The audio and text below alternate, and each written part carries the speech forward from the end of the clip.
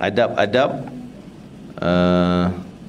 dimulakan dengan adab kepada ibu bapa, adab dengan sanak saudara, hubungan silaturahim dan sebagainya. Dan berterusanlah adab masyarakat, adab persahabatan, adab murid, adab guru, adab kita dengan makhluk Allah yang lain, termasuk binatang sekalipun. Jadi dikumpulkan dalam kitab adabnya. Dia dalam kitab ni tak membicarakan tentang hukum hakam. Sembahyang tak ada dalam ni, bab puasa, zakat, haji semua tak ada dalam ni. Dia hanya bab adab je. Sebab tu dinamakan adab mufrad. Mufrad ni maksudnya semata-mata. Jadi buku ni hanya membicarakan tentang adab semata-mata. Diletakkan hadis dalam kitab ni, taklah kesemua dalam kitab adab mufrad ni semuanya hadis sahih. Macam kitab Sahih Bukhari, semuanya hadis sahih. Tak ada langsung hadis hasan, tak ada juga hadis dhaif. Ada pun dalam kitab adab ni Imam Bukhari campur semua. Sebab dia nak bicara tajuk, bukan nak kumpulkan kedudukan hadis, nak bicara tajuk. Bila nak bicara tajuk, Imam Bukhari masukkan juga hadis yang hasan, satu sahih, yang kedua tangga yang kedua hadis hasan, kedudukan yang ketiga hadis dhaif dimasukkan juga. Malah ada juga di sini kata-kata para sahabat, kata-kata para sahabat yang sebenarnya bukan hadis Nabi. Sebab itu ayat sahabat Nabi. Hadis ni hanya ayat Nabi, perkataan Nabi, perbuatan Nabi. Tapi kata-kata sahabat ni dinamakan juga oleh Imam Bukhari sebagai hadis. Tapi dia sebut hadis mauquf, istilah dia. Kenapa disebut hadis mauquf sedangkan itu bukan perkataan Nabi? Mauquf tu maknanya terhenti, terputus. Sebab perkataan sahabat tu pun kandungan kontennya selari dengan ayat Nabi, selari dengan hadis lain, hadis Nabi. Jadi kontennya sama, cuma ayat tu sahabat punya. Maka Imam Bukhari letak juga sebagai hadis mauquf. Banyakkan dalam buku ni Tok Syekh kita, guru kita yang menterjemahkan, dia juga letak title, ini hadis mauquf, ini kontranya adalah hadis marfu'. Iaitu hadis marfu' memanglah itu hadis Nabi sendiri, perbuatan Nabi, ayat Nabi sendiri. Jadi yang mauquf tadi ayat para sahabat, tapi kontennya, kandungannya sama dengan apa yang Nabi sebut dalam hadis yang lain. Okey, dimulakan oleh Imam Bukhari tentang adab terhadap kedua ibu bapa, anak kepada kedua ibu bapa. Yang pertama sekali Imam Bukhari bawa hadis dalam menghuraikan ayat Al-Quran yang berkaitan dengan kewajiban kita berbakti kepada kedua bapa. Memang dah ada dalam ayat Al-Quran. Banyak antaranya surah dalam surah Al-Isra, wa qada rabbuka alla ta'budu illa iyyahu wa bil walidaini ihsanan. Allah wajibkan kamu menyembah Dia semata-mata, Allah yang Maha Esa, dan berbakti kepada kedua ibu bapa. Begitu juga dalam surah Al-Ankabut, wa wasainal insana biwalidayhi husnan. Kami mewajibkan kepada manusia untuk berbakti kepada kedua ibu bapanya. Dalam surah Luqman, anishkurli wali walidayka, hendaklah kamu bersyukur kepada aku, kata Allah, dan kepada kedua ibu bapamu. Jadi kata Abdullah bin Abbas, dalam Al-Quran ni sering Allah kepilkan, kembarkan 3 jenis perintah berkembar. Allah suruh ni, suruh yang ni. Ada 2 perbuatan yang dikembar-kembar-kembar. Perintah Allah yang berkembar. Ada 3 perintah kembar, 3 kembar. Yang pertama, kembar yang pertama, aqimus salah, agak-agak kembar daripada dia, wa atuz zakah. Semayang, zakat. Semayang, zakat. Allah tak pernah pisah 2 ni. Bila sebut semayang, mesti ada cerita zakat. Perintah wajib semayang, mesti ada wajib zakat. Itu kembar yang pertama. Kembar yang kedua, yang Allah bila sebut kembar ni, Allah tak pernah pisahkan. Mesti sebut satu, ada yang keduanya. Apa dia? iaitu ati'ullah, kembar dia, wa ati'ur rasul. Apa dia ati'ullah? Taatlah kamu kepada Allah dan taatlah kamu kepada Rasul. Ini pun kembar. Dan kembar yang ketiga, sembah Allah dan berbakti kepada kedua ibu bapa. Kembar ni. Alla ta'budu illa iyyahu wa bil walidaini ihsanan, dalam surah Isra. Allah wajibkan supaya kamu sembah hanya kepada dia dan berbakti kepada kedua ibu bapa. Jadi kembar. Ada 3 kembar tadi. Yang kata Abdullah bin Abbas, bila Allah sering kembar, berarti tak boleh kita pisah kembar tu. Contoh semayang dan zakat.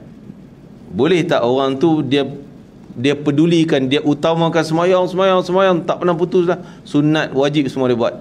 Tapi zakat tak pernah keluar. Agak kesan pada semayang dia. Tak ada apa. Allah tak terima semayang dia sebab dia tak peduli zakat. Sedangkan dia dah sampai haul, sampai nisab, dah wajiblah zakat tu. Begitulah terbalik. Bab zakat, bab sedekah memang TikTok dia ni hebat, lengkap semuanya. Tapi semayang tak. Apa jadi zakat dia? Tak ada apa-apa. Allah tak terima pun zakat dia. Jadi bila Allah sering kembar, berarti tak boleh pisah. Memang kena kedua-duanya cantik, kedua-duanya baik, kedua-duanya lulus. Semayang pun okey, zakat pun okey, baru boleh. Begitu taat Allah dan Rasul. Mana boleh taat Allah aja, Rasul tak nak, Rasul tak baik, dia pergi hantar kata Rasul tak baik, kalam hadis Nabi tak boleh diterima. Dia lawan perkataan Nabi, anti hadis. Mana Allah nak terima iman macam ni? Kan? Dia kena dua-dua lah. Taat Allah, taat Rasul. Tak boleh terbalik. Begitu juga dengan sembah Allah dan berbakti ibu bapa. Nak cerita yang tu. Oh, dia bak sembahyang bagus, semua hebat, puasa zakat, taat Allah bagus, berbakti menyembah Allah, tapi dengan ibu bapa fail. Kedua-dua Allah tolak, reject, tak terima. Kena kedua-duanya elok, lulus kedua-dua, barulah diterima oleh Allah Ta'ala. Berarti kedudukan ibu bapa tu sangat penting dalam kehidupan kita untuk kejayaan akhirat. Nak berjaya, kena ada bakti ibu bapa, taat ibu bapa, berbaik. Bila sebut bakti, berbaik semua, tidak ada derhaka, tidak ada menyakiti mereka, tidak ada tengking, tidak ada kasar, percakapan, perbuatan lebih lagi. Ini disebut oleh Imam Bukhari. Sebab tu Imam Bukhari letak tajuk bakti pada ibu bapa. Bab sembah Allah tak payah nak cerita. Dalam semua kitab memanglah suruh semayang, puasa, zakat, itu sembah Allah. Ini bab adab kemanusiaan, utama sekali kita utamakan ibu bapa kita. Maka diletakkan hadis yang pertama daripada Amru bin Asy-Syaibani. Dia mengatakan telah menceritakan kepada kami tuan rumah ini. Siapa dia tuan rumah ni? Iaitu Sayyidina Abdullah bin Mas'ud. Ketika itu dia lalu dekat rumah Abdullah bin Mas'ud, sahabat Nabi. Tuan rumah ni, dia kata, beliau berkata, tuan rumah ni kata, aku pernah bertanya kepada Rasulullah SAW tentang amalan apakah yang paling Allah cintai, yang paling Allah cinta. Jawab baginda Rasulullah SAW, solat on time, tepat waktunya. Jangan terlewat-lewat sampai terkeluar, dan tak bolehlah terlalu awal. Semayang dalam waktunya. Dalam riwayat lain sebut semayang di awal waktu. Masya Allah. Itu yang pertama. Bila ditanya amalan apa yang terbaik, Nabi kata semayang dalam waktu, jangan bagi terkeluar.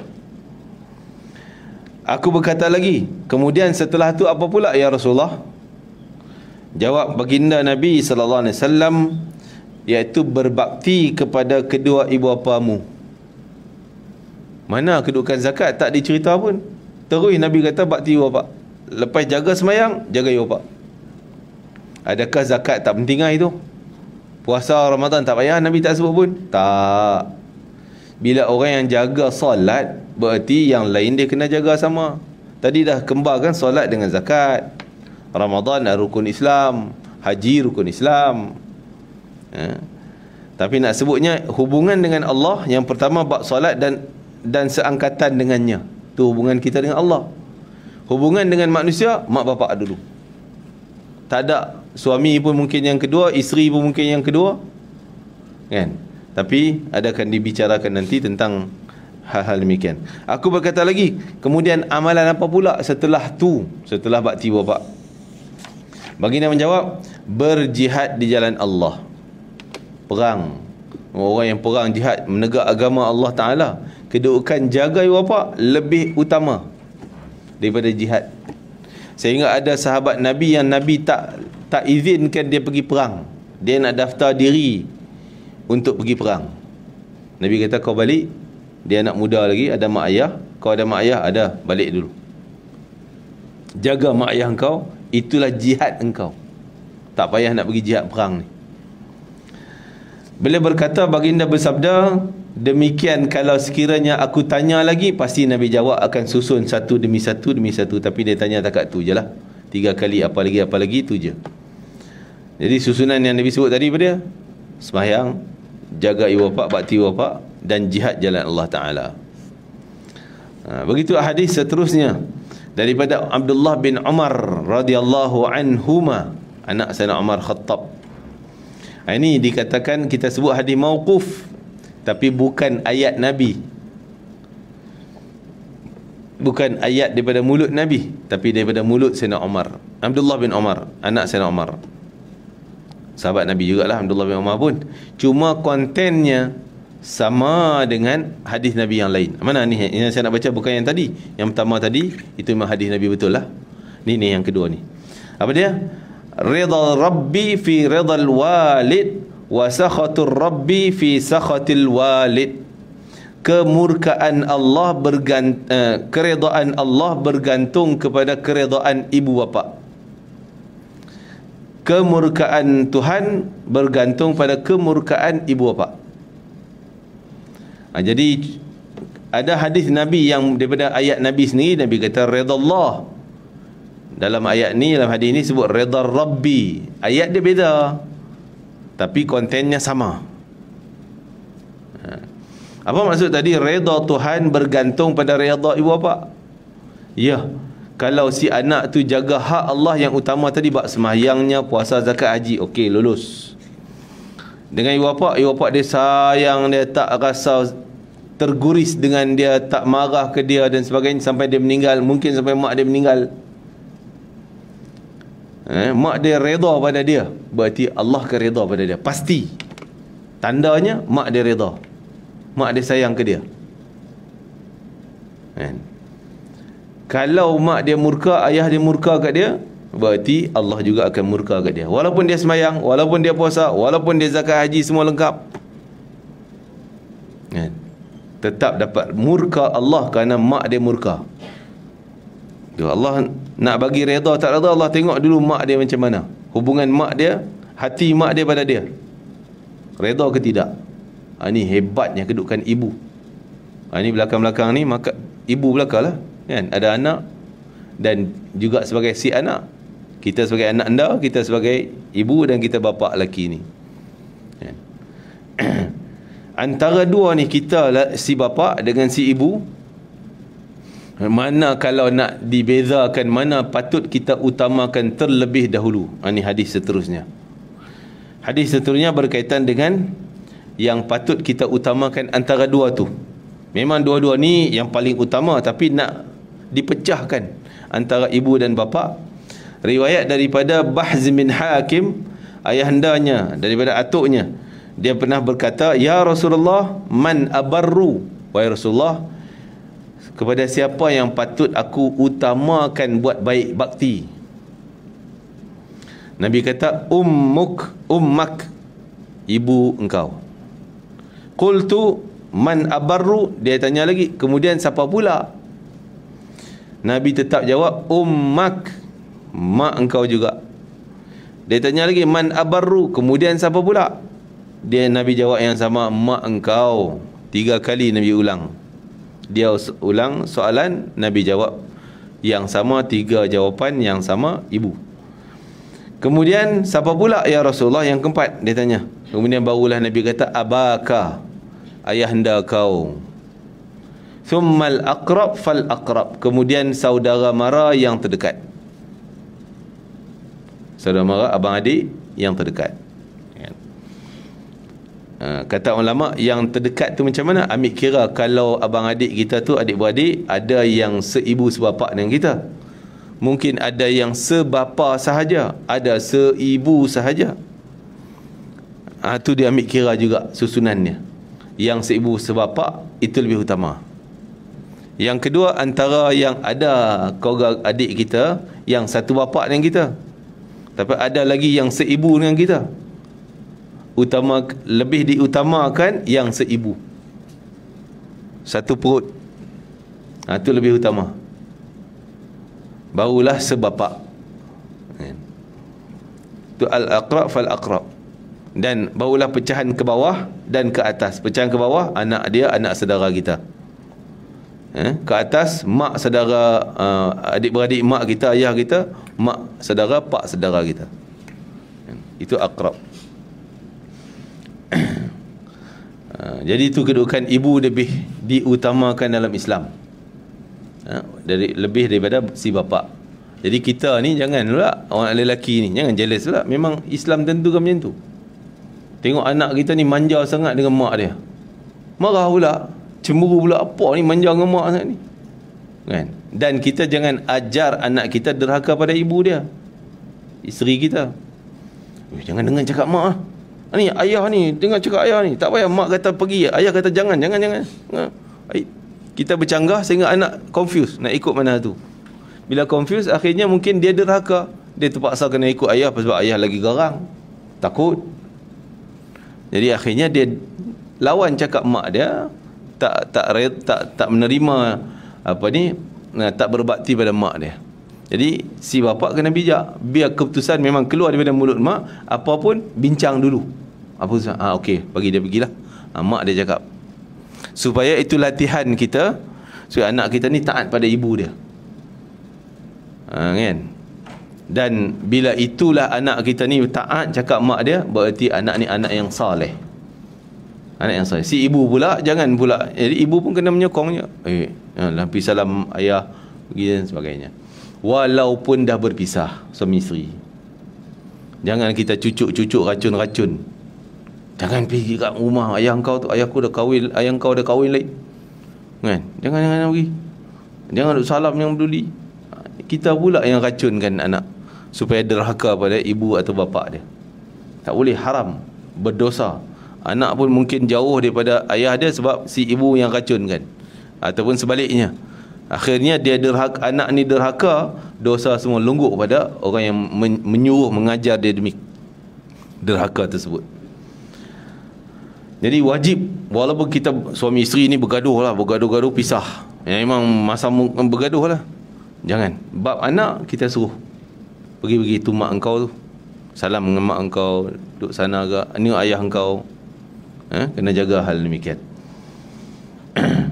Kerana kalau kita mengajar derhaka, kederhakaan anak tu semua longgok dosanya kepada orang yang mengajar, kan? Mungkin ada sampai tak kenal ayah dia, tak kenal mak dia, anda berebut-rebut sampai bergaduh, memberi kesan pada anak, anak pun benci sana, anak pun benci sini. Na'udzubillah min dzalik. Ini derhaka, dosa si anak tersebut longgok pada orang yang mengajar, mendidik dia, menghalang dia. Daripada Ibn Abbas radhiyallahu anhuma, bahwasanya seorang lelaki datang kepadanya lalu berkata, sesungguhnya aku Minang. Ini cerita, satu cerita. Cerita ni kisah Abdullah bin Abbas yang punya fatwa, dia bagi fatwa hukum. Jadi disebut hadis mauquf. Tapi cerita yang sama ni ada dalam cerita Nabi, lebih kurang sama juga, maka disebut hadis mauquf. Apa dia ceritanya? Ada seorang lelaki yang buat jahat besar, dosa besar. Apa dia dosanya? Membunuh orang. Dahsyat ni disebut ni. Sayyidina Abdullah bin Abbas satu ketika didatangi oleh seorang lelaki. Lalu lelaki tu tanya dia, Sesungguhnya aku ni minat pada seorang perempuan dan masuk minang. Dia minang perempuan tu dengan cara betul lah. Tetapi wanita tu tak nak terima dia. Sedangkan aku ni mempunyai harta banyak, kan? Dihormati oleh kampung. Aku pergi minang dia tolak. Tapi tak apalah, terima je lah, dia tolak. Tak lama setelah itu ada lelaki lain yang tak setingkat dengan aku, dia kata. Maksudnya tak kaya punya aku, hidup dia merana je. Tapi pergi minang perempuan tu terima. Aku dah rasa cemburu, marah sangat. Pasal apa? Aku punya dia tak terima, dia pergi terima lelaki yang dipandang rendah lagi pada dia. Akhirnya apa tindakan dia? Lalu maka aku cemburu atas wanita itu, geram, marah, dan aku membunuh perempuan tu. Dahsyat ni. Apakah ada lagi peluang aku nak bertaubat? Dia tanya tok guru dia, siapa dia? Abdullah bin Abbas, sepupu Nabi radhiyallahu anhuma. Abdullah bin Abbas terdiam, terkejutlah dengar dahsyatnya dosa dia. Abdullah bin Abbas tanya soalan, bonda engkau masih hidup? Mak engkau masih hidup?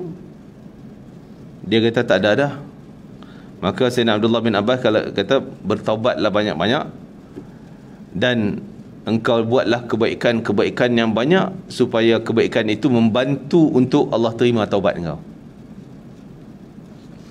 Maka perawi hadis ni, anak murid bin Abdullah bin Abbas ada tu duduk dengar tadi Abdullah bin Abbas jawabnya tu. Dia tanya mak, macam tak teli jawab soalan daripada jawapan daripada Abdullah bin Abbas. Dia tanya boleh bertaubat tak? Abdullah bin Abbas tanya ada mak ke tak? Siapa pula tak ada kena mengena? Nampak macam tak ada kena mengena. Maka jawapan Abdullah bin Abbas berkata, aku pernah duduk dengan Nabi macam tu juga. Ada seorang mai tanya soalan itu nak bertaubat, Nabi tanya ada mak tak? Kan? Kata Abdullah bin Abbas, Nabi punya jawapan sama dengan aku punya jawapan tadi, iaitu sungguhnya aku tidak mengetahui satu amalan yang lebih hebat memudahkan untuk Allah terima taubat melebihi daripada bakti pada mak.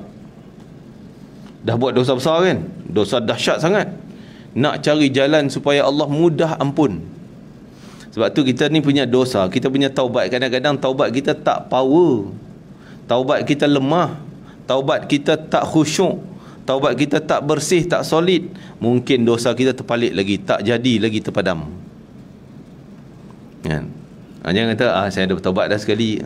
Belum tentu. Mungkin taubat kita tu tak betul, taubat kita tu tak cantik, tak elok, tak tepat lagi, tak kuat lagi, sehingga dosa masih melekat. Abdullah bin Abbas kata cara yang paling cepat nak terampun dosa tadi, taubat Allah terima, iaitu dengan buat baik pada mak, bakti pada ibu bapa, minta dia doa, minta mak tolong doakan Allah ampun dosa saya, dosa kita. Mak tolong doakan Allah ampun dosa. Kalau betul-betul mak kita angkat tangan, ya Allah ampun dosa anakku, dengan hati yang ikhlas, pasti terus Allah ampun dosa immediately, tak ada tangguh-tangguh lagi dah. Itu ibu. Bila mak redha sungguh pada anak, dia doa keampunan, bersih orang tu daripada dosanya, walaupun besar mana dosa dia sekalipun. Itu kekuatan mulut ibu, doa ibu, hati ibu. Jadi benda ni yang belakang-belakang ni dah jadi ibu, maka kena nasihat pada anak-anak supaya berbakti, jaga sungguh supaya mereka ni. Malah Nabi terima kasih, doa rahmat kepada si ibu bapa yang memaksa anak-anak mereka bakti, buat hormat pada mak ayah. Kita sebagai ayah, ibu, paksa anak kita cium tangan, hormat, memaksa. Itu bukan keegoan, tidak. Itu bukan tanda kita sombong, sementang-mentang ibu bapa suruh dia cium kita lah apa ini, tak. Itu jalan yang betul. Nabi berterima kasih pada ibu bapa yang memaksa anak-anak supaya berbakti kepada dia sendiri, iaitu sebagai bapa, sebagai ibu. Jangan kita tak apalah, dia cakap lebih kurang, biar budak lagi. Kita tak mula didik, maka akhirnya dia semakin semakin jauh daripada adab yang sebenar. Kata Abdullah bin Abbas tadi, sungguhnya aku tidak mengetahui satu amalan yang paling utama boleh mendekatkan diri pada Allah dengan begitu cepat supaya Allah dapat ampun dosa yang lampau, melebihi daripada amalan berbakti pada ibu bapa. Bakti pada ibu bapa. Masya Allah. Jadi itulah kedudukan ibu bapa dalam Islam. Maka kita ni takkan berjaya kalau tak dapat redha ibu bapa. Mungkin kita nampak orang tu dia cakap lebih kurang dengan mak dia, tapi mungkin dia dalam hidup dunia dia kaya ke apa ke, dah tak berjaya. Satu hari benda tu akan datang balik, azab Allah akan didahului. Sehingga kata Nabi SAW, azab Allah ni Allah takkan dahulukan kat dunia. Dia buat dosa apa pun Allah simpan, mati baru kena azab. Masuk kubur barulah mula kena azab. Mungkin tak semayang dia, azab bila? Dunia mungkin nampak selamat, mati dah, masuk kubur, terimalah dia. Tak semayang, tak zakat ke apa segalanya. Semua dosa Allah balas bila? Dah mati baru Allah mula balas azab. Kecuali dua jenis dosa ni. Dua jenis dosa ni Allah dahulukan kat dunia sebelum mati, memang akan kena. Akan kena. Apa dia dua jenis dosa ni? Yang pertama, menzalimi orang lain. Buat zalim pada orang, buat naya orang. Pasti sebelum mati dia akan rasa balik. Walaupun taklah azab besar, tapi dia akan rasalah azab daripada Allah. Walaupun secebis azab akhirat. Yang kedua, iaitu hubungan dengan silaturahim dengan ibu bapa. Kalau yang tu derhaka, pasti dia akan rasa azab sebelum dia mati. Walaupun kena sikit. Kadang-kadang kita tak nampak, kita yang duduk tepi sebelah dia ni, dia nak mati, kita tak nampak. Tapi dia dah kena azab, dah rasa azabnya. Itu kedudukan ibu bapa sangat penting. Sebab itulah jaga sungguh. Sesuai dengan hadis yang lain, ataupun sebagian ulama mengatakan bukan hadis, iaitu syurga di bawah tapak kaki ibu. Itu satu istilah perbandingan contoh yang sangat utama, yang sangat tepat. Bahawa tapak kaki itu bukanlah selak angkat tapak kaki dia, tidak. Tapi nak sebutnya, nak dapat syurga kena dapat redha daripada dia dulu, baru sesuai ke syurga, peluang ke syurga. Tapi walau bagaimanapun Islam taklah suruh taat ibu sahaja. Bapa tak masuk lembu, tak jaga, tak, kena jaga juga. Bapa pun hebat juga, kedudukan bapa penting juga. Bila Sayyidina Abu Hurairah radhiyallahu anhu berkata, sungguhnya ada seorang lelaki bertanya pada Nabi SAW, kepada siapa yang patut aku berbakti? Kepada ibumu. Juga Nabi jawab, jawapan yang kedua ibumu, yang ketiga ibumu, dan yang keempat bapamu. Berarti kewajiban si anak juga berbakti pada bapaknya. Jahat macam mana pun ayah dia, mak dia, tetap mak, tetap ayah, darah daging. Tak boleh kita kata, tak payah hormatlah ayah aku tu, jahat sangat macam ni, keluar penjara 2-3 kali dah. Tetap ayah, tetap mak, tetap kita kena bakti pada dia dengan cara yang tepat. Huduh ke, jahat macam mana sekalipun, tetap darah daging tak boleh putus. Lainlah hubungan suami isteri boleh putus, hubungan anak dengan mak bapa tak ada peluang nak putus sampai mati. Malah berbakti pada ibu bapa ni bukan hanya waktu hidup. Dia dah mati masuk kubur dah, kita kata habis aku tak payah nak buat apa dah, mak ayah dah meninggal dah. Dah. Bakti kita tetap ada. Kewajiban kita untuk berbakti pada mereka tetap, walaupun dia dah masuk kubur. Akan disebutlah hadis nanti, iaitu sekurang-kurangnya 5 jenis, 5 perbuatan bakti kita pada mak ayah kita yang dah mati. Apa dia yang pertama? Saya sebut terus lah, pasal hadis tu lambat lagi nak jumpa. Apa dia yang pertama? Yang pertama, kita doa untuk mak ayah kita. Doa apa? Doa dia dapat syurga, dapat nikmat, dia ampun dosa. Dan yang kedua, istighfar. Istighfar ni minta ampun, ya Allah ampun dosa mak ayah aku, ya Allah ampun dosa mereka, ya Allah. Doa dan istighfar. Yang kedua, 1 dan 2. Yang ketiga, iaitu kita laksanakan apa yang pernah dijanjikan oleh mak ayah. Apa dia Ustaz? Tuan-tuan, ada tak mak ayah kita janji? Tak ada lah perjanjian agreement tulis, dah bukan yang tu. Yang pernah dia sebut teringin nak buat. Yang tu kira janji dia tu. Aku ni teringin nak tolong, kalau ada duit nak dapat duit SP ni, nak tolong pakcik sebelah tu. Dia nak pergi umrah, tak cukup duit, nak tolong bantu sikit. Dia ada sebut tu, ada sebut sembang-sembang masa sembang kita tu. Dia ada sebut. Tak dan buat dia meninggal dunia. Tak dan dapat duit dia meninggal dunia. Kita lah sebagai anak bakti pada ibu kita, tunaikan kehendak mak kita tu. Yang pernah dia kata teringin, yang berkaitan dengan amal ibadah, bukan teringin buat makan tu. Mak saya dulu pernah sebut teringin nak makan laksa asam ikan sekong Kedah punya. Tu dia kan, laksa ikan sekong. Jenuh kita nak pergi cari. Saya orang Kedah pun cari tak jumpa kan. Buat sendiri. Beli laksa, rebus ikan, tambahlah laksa ke tu kan. Mak teringin nak makan yang tu, nak makan asam pedas Melaka tu kan. Jenuh pergi cari.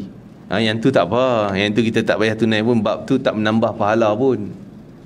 Dia dah meninggal, takkan kita nak pergi cari makan, nak makan tak kat mana, nak tak kat kubur. Tak jadi, tak payah. Yang jenis tambah pahala ni, aku teringin nak pergi masjid negeri. Macam mana kampung-kampung kan, tengok gambar masjid negeri Shah Alam, cantik je. Aku teringin nak pergi masjid tu. Kau boleh nak pergi duduk etikaf sikit, nak dengar kuliah ke apa situ. Dia tak ada dah, kita pergi sekali, buat apa yang dia pernah teringin nak buat. Itu janji. Yang ketiga. Yang keempat, hubung balik silaturahim mak ayah. Siapa dia silaturahim dia? Abang dia, kakak dia, adiknya. Itu mak saudara kita lah. Anak saudara dia, sepupu kita. Jangan buat tak peduli ni. Sepupu dia hormat sungguh dengan anak saudara dia ni, anak abang dia tu. Kita juga kena pergi jaga silaturahim ni. Yang kelima, iaitu berbakti kepada kawan-kawan dia yang baik. Kawan mak ayah yang baik. Kawan dia yang rajin bawa pergi kuliah, yang rajin tolong susah-susah payah nak pergi klinik ke apa ke, kawan dia lah bawa kereta mai bawa pergi klinik, kita tak sempat ke dan sebagainya. Kawan yang baik, bukan kawan zaman jahiliah tu. Itu tak payah. Dan zaman dia main benda-benda dulu ni yang tak baik tu tak payah. Tak apalah, kita tak kenal pun tak apa. Tapi kawan ni, yang ni rajin dia bawa pergi masjid sembahyang Jumaat, dia bawa ayah dia pergi sembahyang Jumaat, hantar pergi masjid, ambil balik apa semua. Ni kita kena ingat, Pak Long tu, pak cik ni sekali-sekala balik raya tu bawa hadiah. Pak cik ni anak sekian-sekian ni, ingat nak hadiah. Ikram, muliakan balik kawan dia ni. Dan bila kita mulia kawan-kawan dia, berita tu sampai kepada arwah mak ayah kita dalam kubur. Sampai seronok, tenang dia. Itu cara kita bakti pada mereka yang dalam kubur. Ini 5 bentuk cara kita berbakti pada mak ayah yang telah meninggal dunia. Selain pada tu, ada lagi, bukan tu sahaja, tu sekurang-kurangnya benda yang wajib kita jaga. Ada lagi yang lain, baktilah kita sedekah nama mak ayah dan sebagainya, dengan cara buat kebajikan. Sekalipun dalam hadis satunya, berbakti pada mak ayah walaupun dia pernah buat zalim pada kita sebagai anak. Macam tu. Okey. Hadis daripada Abdullah bin Abbas radhiyallahu anhu berkata, tidak ada daripada seorang muslim, ma min muslimin lahu walidan musliman yusbihu ilaihima muhtasiban illa fatahallahu lahu babain, yakni minal jannah, wa in kana wahidan fa wahidun. Setiap seorang muslim, kalau dia ada 2 bapa lagi yang dua-dua orang Islam, setiap pagi dia berpeluang untuk masuk ke dalam syurga, iaitu pasti Allah akan buka kedua-dua. Kalau ada 2, maksud dia ada 2 pintu nak masuk syurga. Mak dan ayah masih ada, berarti dia ada 2 pintu nak masuk syurga. Masuk istilah 2 pintu, lagi banyak pintu, lagi senang nak masuk syurga, lagi dekat nak masuk syurga. 2 pintu. Kalaulah ada seorang je, seorang dah meninggal, mungkin ayah, mungkin mak yang meninggal, ada satu, maksud peluang dia 1 je, peluang pintu syurga kan? Habis tu kalau mak ayah dah tak ada pintu syurga ke kita? Tak, maksud pintu ni maksud kita dekat dengan syurga. Contoh ni nak pergi restoran kan, tempat makan sebelah tu tak? Makan. Kita keluar masuk pintu ni. Nabi kata mak ayah kau tu macam pintu. Nak pergi sebelah tu, katalah syurga sebelah tu. Bukan sini syurga makannya lah kan. Kalau betul lah syurga sebenar tu, kita hanya buka pintu langkah masuk syurga. Habis selesai. Senang tak? Senang je. Mak ayah kita macam pintu tu. Pintu tu boleh buka, langkah masuk je. Tapi kalau mak ayah kita ada masalah dengan mak ayah, pintu tak boleh nak buka. Kita dalam bilik ni tak boleh nak keluar. Jenuh kita.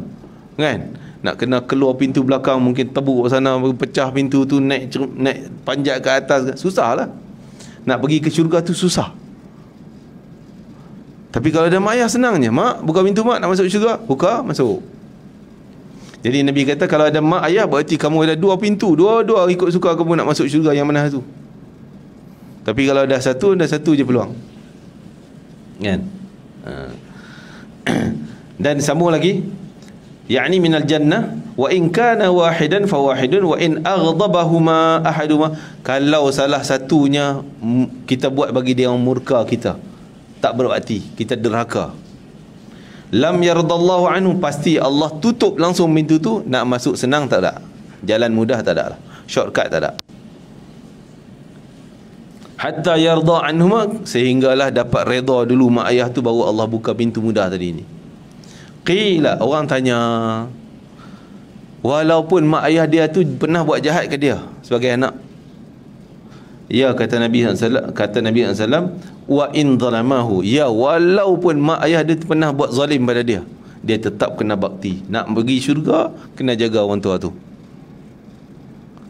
Walau mak ayah kita dulu pernah buat jadi macam-macam lah, yang kita pun tak senang, tak suka, tak boleh, kena padam tak suka kita, wajib kena cinta, kena sayang, hormat, bakti, buat baik pada mereka, baru dapat mudah buka pintu syurga.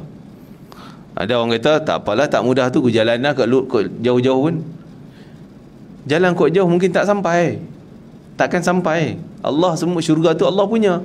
Oh, kau tak boleh masuk pintu mak ayah kau murka, kau nak pergi cari jalan lain. Jalan apa? Jalan ibadah semayang banyak-banyak, jalan puasa banyak-banyak, jalan sedekah banyak-banyak. Kan kita sebut tadi, awal tadi sebut kembar dua tu, sembah Allah dengan bakti bapa. Kalau ibu bakti bapa fail, sembah Allah pun Allah tak terima. Kau puasa lah banyak mana pun, sedekah lah banyak mana pun, sembahyang lah beribu juta rakaat pun, tak terima. Pasal yang ni kau derhaka. Terpaksa kena bakti juga dengan mak ayah, baru yang lain diterima amalan, selamat amalan kita. Saya menyentuh sekali kedudukan mak. Ya, walaupun mak dia pernah zalim pada dia, kan, apa berlaku pun tetap ibu. Tak ada cara untuk putus hubungan dengan darah daging dia sendiri. Itu sebagai tanggungjawab si anak. Tanggungjawab si ibu pula, janganlah buat sesuatu yang boleh menyebabkan anak dia pun tak hormat ke dia, tak sayang pada dia, cakap tengking-tengking pada anak, sehingga anak pun mungkin jadi derhaka sebab tindakan mak ayah. Jangan macam tu. Kita kena didik dia jadi anak yang soleh, dan si anak tu wajib berbakti kepada ibunya yang baik. Tapi nak sebut ke tahap tu, ibu bapa walaupun dia pernah buat jahat pun wajib berbakti. Ni tidak kita mungkin terguris sikitnya pun mak kita, ayah kita masa muka marah kita, dah tak nak balik, raya pun tak nak balik, tak nak lah, kan? Tak peduli dah. Mak ayah sakit pun tak nak lah, biarlah. Dulu kita sakit dia tak pernah datang tengok pun. Nak main balas macam tu pula, tak boleh. Dia tak datang pada kita, kalau itu tanggungjawab dia, dia tak laksanakan, dia dosa. Tapi kita jangan cari jalan sehingga Allah tutup langsung pintu syurga, sehingga kita tak berbakti kepada kedua bapa. Dan satu lagi yang terakhir, tentang wajib kita bertutur dengan lemah lembut kepada ibu bapa, didatangkan oleh pengarang kitab iaitu Imam Bukhari tentang hadis mauquf. Taisalah bin Mayyas, dia telah berkata, kesimpulannya panjang hadis ni, kita akan baca kemudian. Saya ambil hadis pendek lah, masa yang singkat, tadi hadis panjang. Iaitu disebutkan oleh Urwah bin Zubair. Siapa dia Urwah bin Zubair? Urwah bin Zubair, Zubair tu adalah sahabat Nabi, Zubair bin Awam. Tapi Urwah bin Zubair ni, Urwah ni, dia tak dikira sebagai sahabat Nabi, sebab dia tak pernah jumpa Nabi. Dia lahir dalam keadaan Nabi telah meninggal dunia. Jadi jarak dia dengan Nabi tak pernah jumpa. Jadi Urwah ni dianggap sebagai tabi'in, tak pernah jumpa Nabi. Dia hanya jumpa ayah dia sebagai sahabat, dia dikira title tabi'in. Faham? Jadi yang namanya sahabat berarti dia pernah jumpa Nabi, dia pernah beriman pada hayat Nabi, dan dia mati dalam keadaan beriman. Maksudnya tak murtad. Dia pernah jumpa, dia beriman pada Nabi, dan sampai akhir hayat dia beriman kepada Islam. Maksudnya dia Islam dia sampai akhir hayat. Ada yang jumpa Nabi, beriman pada Nabi, tapi akhir hayatnya dia murtad, na'udzubillah. Itu bukan sahabat. Tapi kalau seorang lelaki, dia lahir tak pernah jumpa pun Nabi, dia jumpa dengan sahabat Nabi yang masih hidup, itu dikira sebagai tabi'in. Urwah tak sempat jumpa Nabi SAW, tapi sempat jumpa ayahnya dan abang dia. Siapa abang dia? Abdullah bin Zubair, abang kepada Urwah. Urwah bin Zubair, Abdullah bin Zubair tu abang. Jadi Abdullah bin Zubair pernah jumpa Nabi. Dia lahir pada Abdullah bin Zubair ni, abang kepada Urwah, lahir 1 Hijrah. Jadi sempatlah hidup dengan Nabi 10 tahun. Tapi Urwah ni adik kemudian yang tak pernah jumpa, tak sempat. Dia ambil hadis ni daripada ayahnya Zubair bin Awam ketika membaca ayat Quran, wakhfid lahuma janahadh-dhulli minar rahmah, hendaklah kamu merendahkan sayap kehinaan dengan penuh kasih sayang. Ini simbolik kepada kena rendah diri lah, senang kita kata tawadhu', rendah diri, rasa hina depan mak ayah. Jangan tunjuk sombong depan mak ayah. Walaupun kita jawatan sebesar mana pun, mak kita tak ada apa jawatannya, tapi kita sebagai hamba, macam hamba pada mak kita, kena merendah diri macam tu. Jangan nak tunjuk lagak kita dengan mak. Cakap lebih kurang, mak, ni basuh pelampin anak ni. Ni tambah-tambah orang yang hantar anak dia bagi mak dia jaga. Tak salah, mak dia pun suka, bukan kita paksa. Mak pun nak jaga cucu dia. Okey, tapi hati-hati kita. Kadang-kadang kalau dengan maid ni mungkin kita arah, kenapa tak tukar pampers ni? Kenapa dah pukul sekarang ni tak mandi lagi ni? Kenapa tak buat susu? Boleh. Tapi dengan mak, tutup mulut. Jangan kata macam tu. Kalau apa pun, ya kan mak letih kan? Maksudnya jangan sampai dia terguris. Hati-hati. Kalau gitu, kalau kita ni tak tahan tengok Allah duk ngatuk dia dengan nenek dia ni sampai tengah hari tak mandi-mandi, sampai pampers macam tu tak tukar lagi, geram nak marah, lebih baik cari orang lain lah jaga. Jangan bagi mak kita jaga. Nanti kita ni keluar mulut, geram. Mulut kita buat apa-apa, dah derhaka pada mak kita. Jadi terpaksa kena rendah diri kita dengan penuh kasih sayang pada mak kita. Maknanya apa? La tamtani' min syai'in ahabba. Jangan kamu pandai-pandai nak halang daripada apa yang dia suka, daripada perkara yang halal lah. Kalau dia suka perkara haram, kita boleh halang. Tak naklah dia terlibat benda dosa. Tapi benda yang tak haram, contoh dia nak makan satu benda macam-macam lah, nak makan tu teringin, nak makan ni teringin, nak kena tertarik ke apa benda ke, buat je lah. Jangan kita kata, ayah ni kencing manis tinggi tu, gula tinggi tu, mana boleh jaga mulut kita, jaga. Itu ustaz takkan nak buat juga tertarik, dia gula tinggi kan. Nak masak juga kambing bakar, dia teringin makan kambing bakar, darah tinggi tu kan. Kita nasihat dengan baik, ayah boleh ke ni? Tak boleh ni, tapi dia nak juga, buat. Ya ke ustaz, tu bukan kira membahayakan kesihatan dia. Tak. Bab nak mati, bab sakit, itu kuasa Allah. Kita sebagai anak kena nasihat juga, tapi dia teringin sangat, jangan halang lah, bagi je lah kan. cari jalan kurangkan gula ke dalam air tu, kan? Macam mana pun kita buat juga.